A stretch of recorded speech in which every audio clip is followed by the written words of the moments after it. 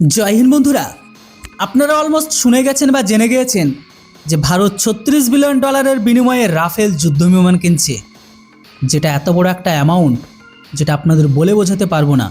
এমনকি এটা কতটা বিশাল চুক্তি সেটা আপনাদের বোঝাতে হলে আগে একটা বিষয় জানা অবশ্যই দরকার। দেখুন, রাফেল তৈরি করে আজকের দিনে যে কোম্পানি, সেই ড্যাসল্ট এভিয়েশনের মোট বাজার মূল্য প্রায় $26 বিলিয়ন। অর্থাৎ কারো কাছে যদি $26 বিলিয়ন থাকে তাহলে সে পুরো কোম্পানিটাই কিনে নিতে পারে।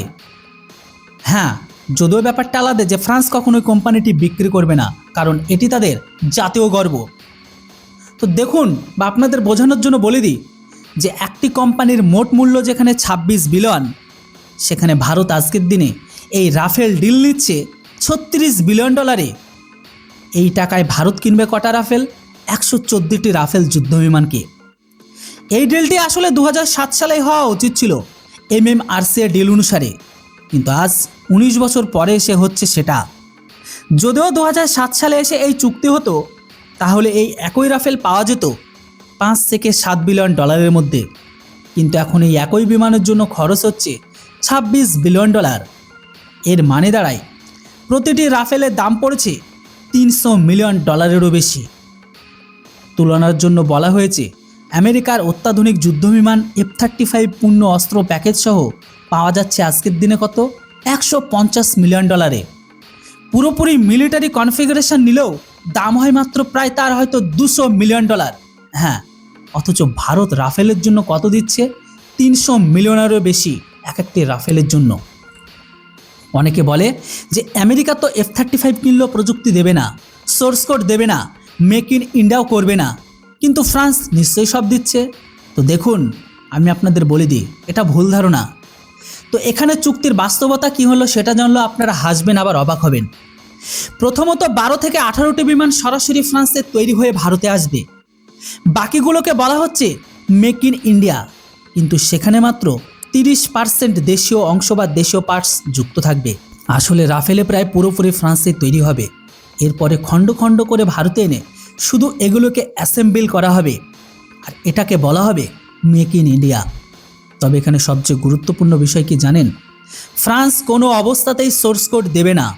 আপনি 150টা কিনুন, 200টা কিনুন, 250টা কিনুন বা 500টা কিনুন না কেন, তবুও দেবে না। তাহলে এর মানে কি দাঁড়ায়? এর মানে ভারত চাইলে রাফেল কিনতেও পারে, নাও কিনতে পারে।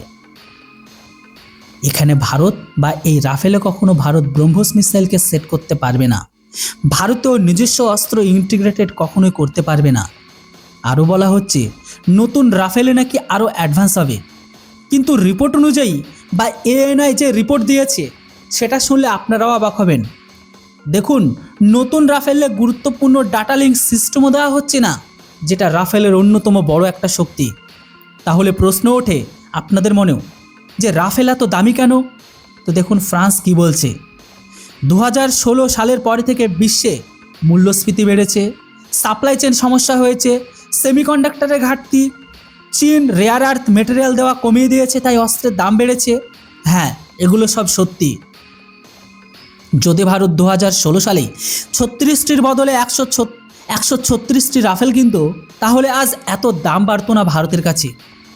তখন বলা হয়েছিল প্রথম ব্যাচ দামি হবে, কারণ ভারতকে হ্যাঙ্গার বানাতে হবে, ট্রেনিং দিতে হবে, সিস্টেম সেট করতে হবে, কিন্তু পরে দাম কমবে। কিন্তু এটা ছিল শুধুমাত্র একটা ললিপপ। হ্যাঁ বন্ধুরা, বাস্তবতা হলো ফ্রান্স ভারতকে বাধ্য হয়ে বেশি দামে বিক্রি করছে, কারণ ভারতের সামনে আর কোনো অপশান নেই। কেন বলছি দেখুন, আজকের দিনে কোন দিকে যাবেন? আমেরিকা ছেড়ে রাশিয়ার দিকে। রাশিয়ার বিমানগুলো যেমন ধরে নিন সুখোই 30, Su-35, MiG-29, এগুলো প্রযুক্তিগতভাবে অনেক পুরনো হয়ে গেছে। আর রাশিয়া ভারতের অস্ত্রের প্রযুক্তি প্রায় এককভাবে চীনকেও দিয়ে দেয়। আমেরিকার কাছেও ভালো অপশান আছে ভারতের, যেমন ধরে নিন F-18, F-15EX, F-21, এমনকি F-35। সব রাফেলের চেয়ে সস্তা, উন্নত, কিন্তু বর্তমান রাজনৈতিক সম্পর্কের কারণে ভারত সেগুলোও কিনতে পারবে না। ফলে ভারতের হাতে একমাত্র অপশান রাফেল। এমনকি এটা ফ্রান্স ভালোভাবে জানে বা জেনে গেছে, তাই তারা দাম বাড়িয়ে তারা ভারতের থেকে সুবিধাকে লুটে নিচ্ছে। কেননা এই মুহূর্তে ভারতীয় বিমান বাহিনী মারাত্মক সংকটে। 2027 সালের মধ্যে ভারতের স্কোয়াড্রন সংখ্যা নেমে আসবে পাকিস্তানের সমান।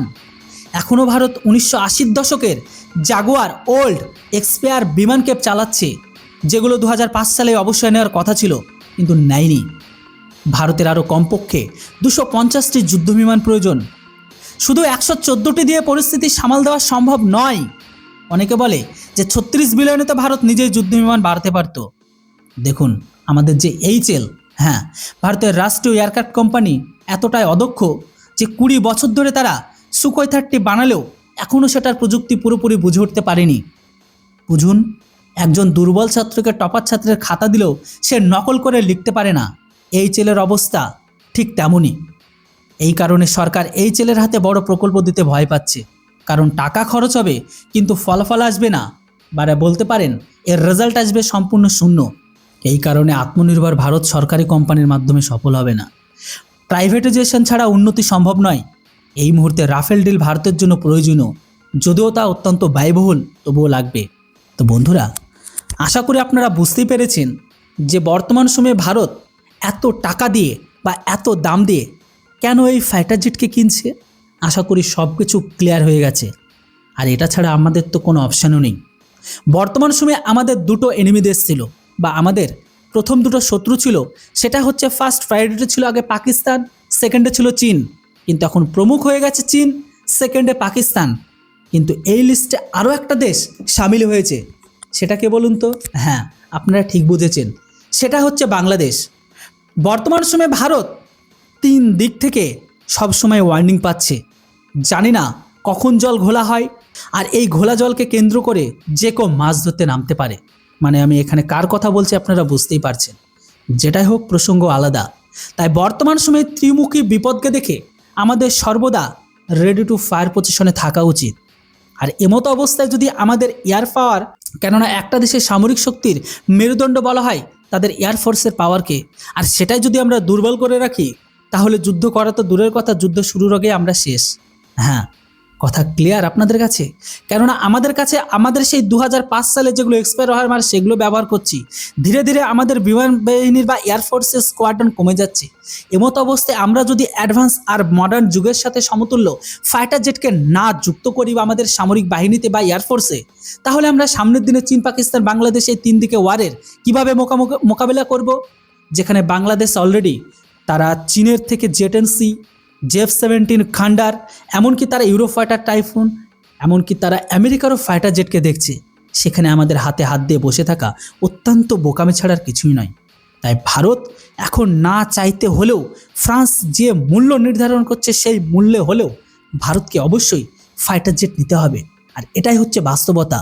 তো বন্ধুরা, এবার আপনারাই বলুন, ভারতের এত টাকা দিয়ে এই যে ফাইটার জেট কিনছে, মানে যেখানে আজকের দিনে $36 বিলিয়ন খরচ করে ভারত যে এতগুলো ফাইটার জেটকে নিচ্ছে, মানে রাফেলকে নিচ্ছে, এটা কতটা আপনাদের কাছে যুক্তিসম্মত বলে মনে হয়? অবশ্যই এর উপর আপনাদের মূল্যবান মতামত কমেন্ট সেকশনে লিখে জানান। ভিডিওর ইনফরমেশন যদি ভালো লেগে থাকে তাহলে চ্যানেলটিকে কেউ সাবস্ক্রাইব করতে ভুলবেন না। Thanks for watching. Jai Hind, Vande Mataram.